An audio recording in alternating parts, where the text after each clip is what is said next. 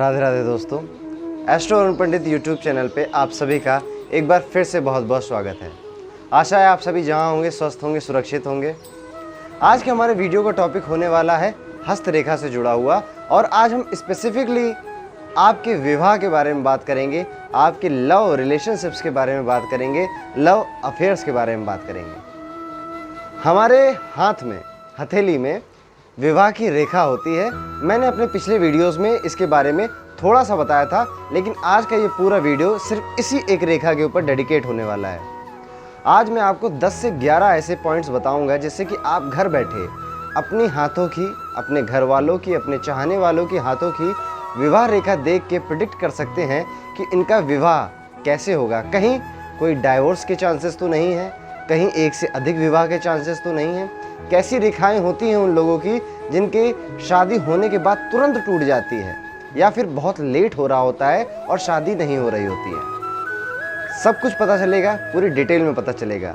तो अगर आप मेरे चैनल पे सबसे पहली बार आ रहे हैं तो प्लीज़ सब्सक्राइब करिए और इस वीडियो को अपने फ्रेंड्स और फैमिली के साथ शेयर करिए।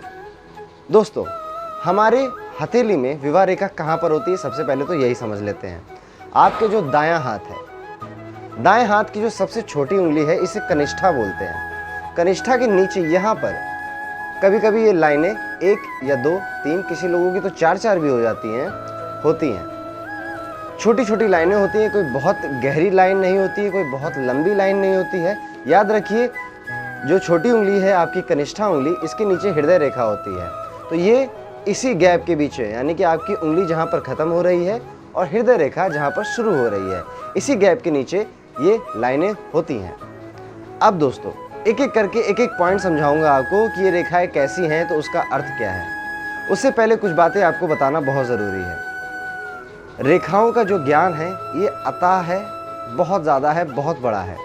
मैं आपको यही बता दूं कि आपकी विवाह रेखा 80 से 82 तरह के योग बनाती हैं। वो सब कुछ एक ही वीडियो में कवर करना मुश्किल है। तो यहाँ पर हम कुछ ऐसी 10 इंपॉर्टेंट पॉइंट्स के बारे में बात करेंगे जो अमूमन सबसे ज़्यादा लोगों के जीवन में देखी जाती हैं, जिससे आप सबसे ज़्यादा रिलेट कर सकें। दोस्तों, और भी कई सारी बातें हैं जो मैं आपके साथ क्लियर करना चाहता हूं। सबसे पहले तो अगर कोई ऐसी बात आपको लगे जिससे कि आप डिसअपॉइंट हो जाएं या फिर आपको भय बैठ जाए, डर बैठ जाए, तो उसकी चिंता बिल्कुल मत करिएगा, क्योंकि ज्योतिष शास्त्रों में और हमारे वेदों में अगर कुछ गड़बड़ होने वाली है, ऐसी संभावनाएं दिखाई जाती हैं हमारी जन्म पत्रिका में या फिर हमारी हस्तरेखाओं में, तो उसके उपाय भी साथ में आते हैं। तो आपको घबराने की किसी भी प्रकार की आवश्यकता नहीं है। चलिए अपना टॉपिक अब एकदम से स्टार्ट करते हैं। दोस्तों, अगर आपकी विवाह रेखा यू टर्न लेके वापस आ जाती है, यानी कि स्टार्ट हुई और फिर यूँ घूम गई, थोड़ी सी ही घूम गई, अगर उसका जो घुमाव है वो आपकी जहाँ से वो स्टार्ट हुई थी वहाँ पे चली गई, तो ऐसे लोगों का विवाह बहुत देरी से होता है, और अगर हो जाए तो बड़े ही आश्चर्य की बात है। इसके बाद एक और तरह की आकृति बनती है। अगर आपकी विवाह रेखा तलवार की तरह आकृति बनाती है, यानी कि बहुत गाढ़ी है अपने शुरुआत में, यहाँ से जब स्टार्ट होती है तो बहुत गाढ़ी है, थिक है, मोटी है, लेकिन जैसे ही शुरू होती है वैसे एंड में ये बहुत ज़्यादा पतली हो जाती है, एकदम पिन पॉइंट नुकीली हो जाती है। ये भी कोई अच्छे योग नहीं है विवाह के। ये दर्शाता है कि आपका विवाह एक तो देरी से होगा, और देरी से होने के बाद विवाह का जो वैवाहिक जीवन है वो बड़ा ही कष्टमय होने वाला है। दोस्तों, आपका विवाह नहीं होगा, इसकी एक और आकृति आपकी हथेली पर बनती है। अगर आपकी विवाह रेखा 2 या फिर 3 है, इसमें से 2 लाइनें तो आपकी स्पष्ट हैं, साफ हैं, पर जो तीसरी है उस पर क्रॉस बन जाता है, भले ही छोटा सा क्रॉस बन जाता है, और ऐसा सिर्फ एक हाथ में नहीं, ऐसा आपके दोनों हाथों में है, तो आपके विवाह में अटकलें आएंगी, स्वाभाविक रूप से आएंगी, और विवाह ना ही हो तो आपके लिए बेहतर है, क्योंकि ये मृत्यु का भी योग बनाता है आपके पार्टनर के लिए। एक बार फिर से मैं रिपीट करता हूँ, अगर 2 रेखाएं हैं, 2 से ज़्यादा रेखाएं हैं, जिसमें से 2 समांतर रेखाएं हैं विवाह की, और एक क्रॉस की आकृति बनती है आपकी दोनों हथेलियों में, तो आपके विवाह ना होने के चांसेस बहुत ज़्यादा हैं। आमतौर पे इस विवाह रेखा के बारे में हम में से कई लोगों को पता होता है, और आमतौर पे हम लोग करते क्या है, हंसी मजाक में, अगर तुम्हारी 2 से 3 रेखाएं हैं तो तुम्हारी 2-3 शादियां होंगी या फिर 2-3 लव अफेयर्स होंगे। पर दोस्तों रियलिटी में ऐसा नहीं होता है। हस्तरेखा विज्ञान, देखिए इसमें विज्ञान शब्द जुड़ गया है, यानी कि रिसर्च हो रही है। कई सारे लोगों का डेटाबेस कलेक्ट किया जाता है और ये आज का काम नहीं, बहुत पुराना काम है। जिसके बाद अगर ऐसी रेखाएं हैं तो क्या होता है, वैसी रेखाएं तो क्या होता है, ये डिसाइड किया जाता है। हस्तरेखा हमारे वेदों से ली गई है, वेदों में सम्मिलित थी है। तो दोस्तों इस पर भरोसा आप करें चाहे ना करें, ये इफ़ेक्ट आपके जीवन पर ज़रूर करेगी। कई लोग बोल देंगे कमेंट सेक्शन में, जिनके हाथ नहीं होते उनकी भी किस्मत होती है। अरे सर बिल्कुल होती है, बिल्कुल होती है किस्मत, जिनके हाथ नहीं होते। अब ये विश्वास का मान है। जो मंदिर में भगवान शिव का शिवलिंग होता है, उसे चाहिए तो आप पाषाण मान लीजिए, पत्थर मान लीजिए, चाहिए तो उसे देवता मान लीजिए। इसी तरह हमारी हथेलियों की भी कहानी है। दोस्तों आगे बढ़ते हैं। अब मैं बात कर रहा हूँ कि अगर आपकी हथेली में 2 रेखाएं हैं, दोनों ही बहुत स्पष्ट हैं, तो क्या आपकी 2 शादियाँ होंगी? देखिए ऐसा बिल्कुल भी ज़रूरी नहीं है। अगर आपकी हथेली में विवाह रेखा 2 बनती हैं तो हो सकता है कि आपका एक लव अफेयर बहुत ही डार्क, बहुत ही गहरा, जिसमें आप दिल से जुड़े हों, शादी के पहले हो सकता है और शादी के बाद भी हो सकता है। दोनों के चांसेस हैं। एक चीज़ और है, अगर आपकी 2 रेखाएं हैं और चंद्र की समान आकृति बनती है, जब आप अपनी दोनों हथेलियों को जोड़ते हैं, पूरा एक ब्यूटीफुल चंद्रमा बनता है, ये रेखा और ये रेखा, तो दोस्तों आपका जो वैवाहिक जीवन होगा बहुत सुखमय होगा, बहुत अच्छा होगा। विवाह आपका एक ही होगा, अगर 2 रेखाएं तो भी एक ही विवाह होगा। अब हम बात करते हैं कुछ और आकृतियों के बारे में, आपके हथेली जो विवाह रेखा आपके लिए कहती है। अगर आपकी विवाह रेखा आपकी कनिष्ठा उंगली से एकदम सटी हुई है, बहुत पास में है उसके, तो आपकी शादी बहुत देरी से होगी। इसके अलावा अगर ये आपकी हृदय रेखा से सटी हुई है, यानी कि आपकी कनिष्ठा उंगली, सबसे छोटी उंगली लिटिल फिंगर, उसके बाद आपकी विवाह रेखा, उसके बाद आपकी हृदय रेखा, तो ये विवाह रेखा अगर मध्य में है, बीच में है, तो ये शुभ है, अच्छी है। ये जितना ही आपकी कनिष्ठा उंगली से या फिर आपकी हृदय रेखा से सटी हुई हो, तो ऐसे लोगों के विवाह में अक्सर देरी देखी जाती है। अच्छा, अब एक सवाल और उठता है, कई सारे लोगों के मन में उठ रहा होगा, कई सारे लोग ये चीज़ फील भी कर रहे होंगे कि सर हमारी तो विवाह रेखा है, अच्छी है, खूबसूरत है, पर हम 50 साल के हो गए, शादी नहीं हुई, तो ये आपका हस्तरेखा विज्ञान कहाँ गया? बिल्कुल सही क्वेश्चन है, बहुत अच्छा प्रश्न है। देखिए जैसा कि मैंने वीडियो के स्टार्ट में कहा था कि ये विज्ञान है, इसमें 80 से 82 टाइप की चीज़ों का कॉम्बिनेशन देखा जाता है। सिर्फ विवाह रेखा ही विवाह को प्रेडिक्ट नहीं करती है। आपकी विवाह रेखा के साथ आपका जो बृहस्पति का पर्वत है, जो मैंने अपने पिछले वीडियो में बताया था, पर्वतों के बारे में डिटेल में बताया था आपको, उसको भी देखा जाता है। आपका जो चंद्र पर्वत है, यहाँ पे होता है चंद्र पर्वत, बृहस्पति पर्वत आपका यहाँ पे होता है, इन दोनों को देखा जाता है। तो अगर आपकी हाथ में विवाह रेखा है, उपस्थित है, सुंदर है, आपका बृहस्पति स्ट्रांग है, मजबूत है, बहुत सुंदर आकृति है, और आपकी सूर्य रेखा जो आपकी रिंग फिंगर के नीचे होती है, स्पष्ट है, एकदम क्लियर है, किसी भी प्रकार का उसमें कट नहीं है और उसके आसपास कोई और लाइन नहीं है। ये 3 कॉम्बिनेशन अगर आपके बन जाएं तो आपकी विवाह रेखा कितनी भी सुंदर हो सर, आप संन्यास ले लेंगे। आपका विवाह से ही नहीं, इस सांसारिक मोह से, सांसारिक दुनिया से मोह उठ जाता है, मन उठ जाता है, और आप एक ऐसे व्यक्ति होते हैं जिसके अंदर प्रेम कूट कूट कर भरा होता है। वो एक फूल भी देख लेना, ऐसे लोग अगर एक फूल देख लेना, उससे इनको प्यार हो जाता है।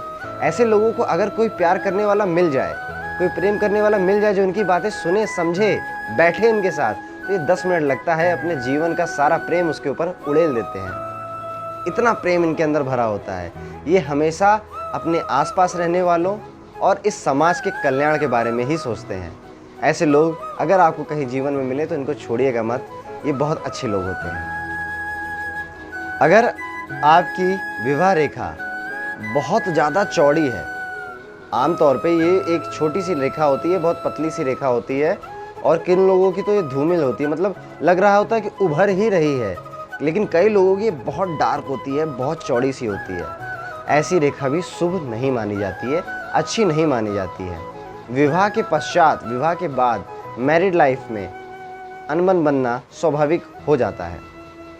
अब मैं एक बड़े ही कॉमन रेखा के बारे में बात करता हूँ जो आप में से कई सारे लोगों के हाथ में होगी।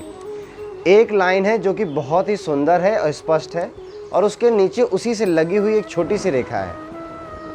एक है पूरी और एक उसकी आधी लंबाई की रेखा है आपकी हथेली में।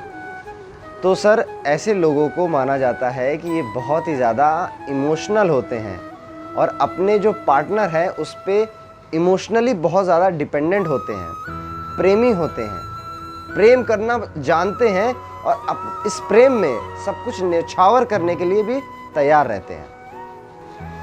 दोस्तों अब मैं बात करने वाला हूँ, कई सारे ऐसे लोग होते हैं जिनकी शादी हुई और तुरंत ही 1 साल 1.5 साल के अंदर उनके पार्टनर की डेथ हो गई और फिर उनकी दूसरी शादी हुई और वो शादी जीवन पर्यंत चली, बहुत अच्छी चली।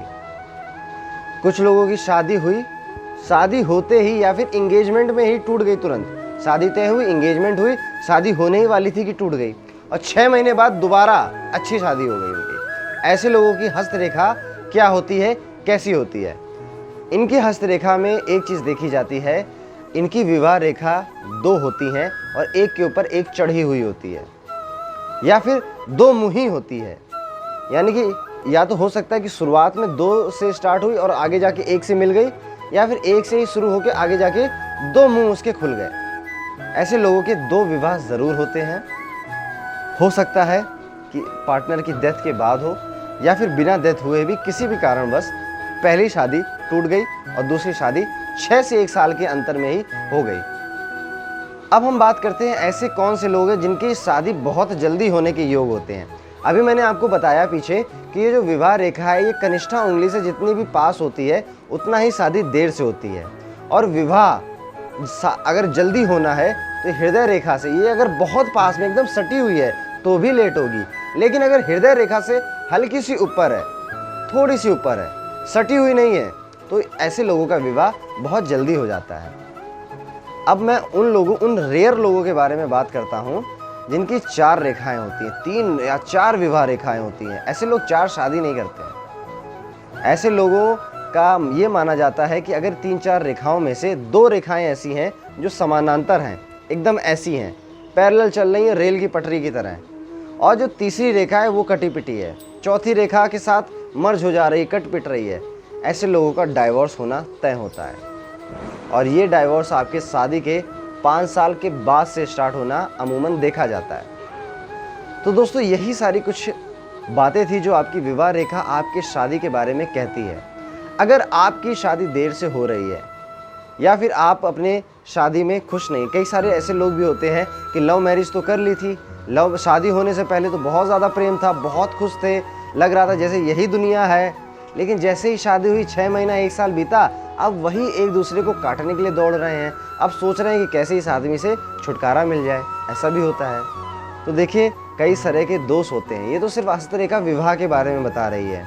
इसके बाद जब आपका कुंडली मिलान किया जाता है तो नाड़ी दोष, भकटु दोष, मांगलिक दोष, गुण दोष, ऐसी कई सारी चीज़ें और देखी जाती हैं। मांगलिक दोष है तो एक व्यक्ति की मृत्यु हो जाती है। मांगलिक दोष है तो इतना गुस्सा आता है एक पार्टनर को कि दूसरे को उसके साथ रहना मुश्किल हो जाता है। नाड़ी दोष है तो संतान प्राप्ति में बहुत कठिनाइयाँ आती हैं। नाड़ी दोष ही है अगर तो एक पार्टनर जब से शादी हुई है तब से बिस्तर पे पड़ा हुआ है, आए दिन तबीयत खराब होती है।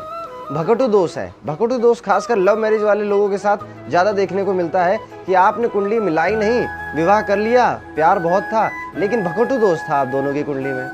भकटु दोष होने की वजह से प्रेम जो लव अफेक्शन है वो पूरा दाइंड हो गया, खत्म हो गया।